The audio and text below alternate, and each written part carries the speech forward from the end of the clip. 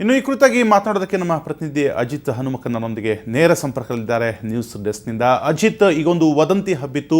ಮೈಸೂರಿನಲ್ಲಿ ಮೆಹದಿಗೆ ಜೊತೆ ನಿಕಟವಾದ ಸಂಪರ್ಕ ಇರುವಂತಹ ಮೂವರನ್ನು ಬಂಧಿಸಲಾಗಿತ್ತು ಅಂತ, ತದನಂತರ ಬಂಧನವಾಗಿಲ್ಲ ಅಂತ ಈ ವದಂತಿಗಳು ಜೊತೆಗೆ ಮೆಹದಿಯ ವಿಚಾರಣೆ ಕೂಡ ನಡೀತಿದೆ. ಇದ್ರ ಬಗ್ಗೆ ಹೇಳೋದಾದ್ರೆ ಇದೊಂದು ಕೋಇನ್ಸಿಡೆನ್ಸ್ ಮಾತ್ರ ಆಗಿತ್ತು ರಾಘವೇಂದ್ರ.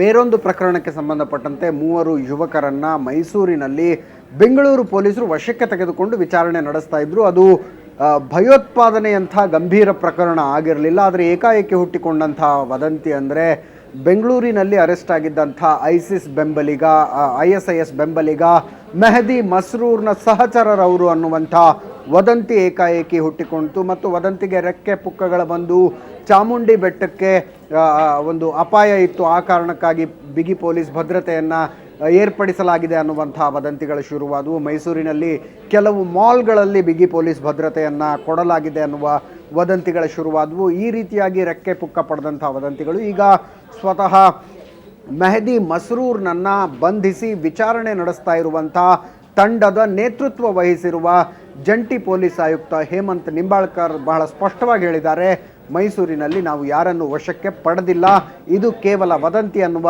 ಸ್ಪಷ್ಟೀಕರಣವನ್ನು ನೀಡಿದ್ದಾರೆ ರಾಘವೇಂದ್ರ. ಎಸ್, ಇನ್ನು ಇವರ ವಿಚಾರಣೆಯ ಹಂತದಲ್ಲಿ ಇರುವಂಥದ್ದು, ಮೆಹದೂರದ ವಿಚಾರಣೆಯ ಹಂತದಲ್ಲಿ ಇರುವಂಥ ಈ ಹೊತ್ತಲ್ಲಿ ಒಂದು ಕಡೆ ಪೊಲೀಸರು ಈತನ ಟ್ವಿಟರ್ ಡೇಟಾವನ್ನು ಈಗ ಡೌನ್ಲೋಡ್ ಮಾಡೋಕ್ಕೆ ಶುರು ಮಾಡಿದ್ದಾರೆ. ಯಾವೆಲ್ಲ ಮಾಹಿತಿಗಳು ಹೊರಬರುತ್ತೆ ಮತ್ತು ಈತನ ಬೆಂಬಲಿಗರು ಯಾರಿದ್ದಾರೆ ಅವರೆಲ್ಲರ ಮಾಹಿತಿಯನ್ನು ಕಲೆ ಹಾಕಲಿ ಪೊಲೀಸ್ ಯಾವ ವಿಂಗಲ್ಲಿ ಕೆಲಸ ಮಾಡುತ್ತೆ ಅಂತ. ಖಂಡಿತವಾಗಿಯೂ ಈತನ ಟ್ವಿಟರ್ ಖಾತೆಯನ್ನು ರೀಆಕ್ಟಿವೇಟ್ ಮಾಡಲಾಗಿದೆ.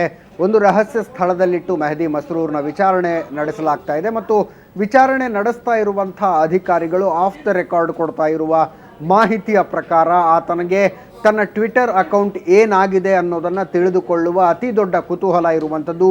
ಮತ್ತೆ ಅದಕ್ಕೆ ಸಂಬಂಧಪಟ್ಟಂತಹ ಪ್ರಶ್ನೆಯನ್ನು ಕೇಳ್ತಾನೆ. ಅದರ ಜೊತೆಗೆ ಒಂದು ರೀತಿಯಲ್ಲಿ ಇಂಟರ್ನೆಟ್ ಅಡಿಕ್ಷನ್ ಇತ್ತು ಅವನಿಗೆ. ಇಂಟರ್ನೆಟ್ ಅನ್ನುವಂಥದ್ದು ಒಂದು ಚಟದ ರೀತಿಯಲ್ಲಿ ಆಗಿತ್ತು. ಮತ್ತೆ ತಾನು ಇಂಟರ್ನೆಟ್ ಬಳಸಬಹುದಾ ಅನ್ನುವ ಪ್ರಶ್ನೆಯನ್ನು ಕೇಳ್ತಾನೆ. ಅದರ ಜೊತೆಗೆ ತಂದೆ ತಾಯಿಯನ್ನು ನೋಡಬೇಕು ಅನ್ನುವ ಮನವಿಯನ್ನು ಕೂಡ ಆತ ಪೊಲೀಸರ ಎದುರಿಗೆ ಇಟ್ಟಿದ್ದಾನೆ ಅನ್ನುವಂಥದ್ದು.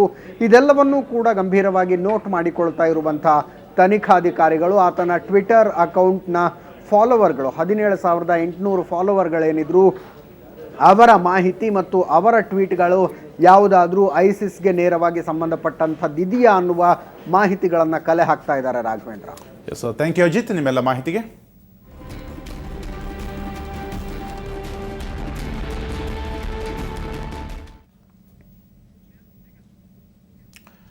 ಮೈಸೂರಿನಲ್ಲಿ ಯಾರನ್ನೂ ಕೂಡ ನಾವು ಬಂಧಿಸಿಲ್ಲ ಅಂತ ನಗರ ಪೊಲೀಸ್ ಆಯುಕ್ತ ರೆಡ್ಡಿ ಸ್ಪಷ್ಟನೆಯನ್ನು ನೀಡಿದ್ದಾರೆ. ಮೈಸೂರಿಗೆ ಪೊಲೀಸ್ ತಂಡಗಳು ವಿಚಾರಣೆಗೆ ತೆರಳಿವೆ.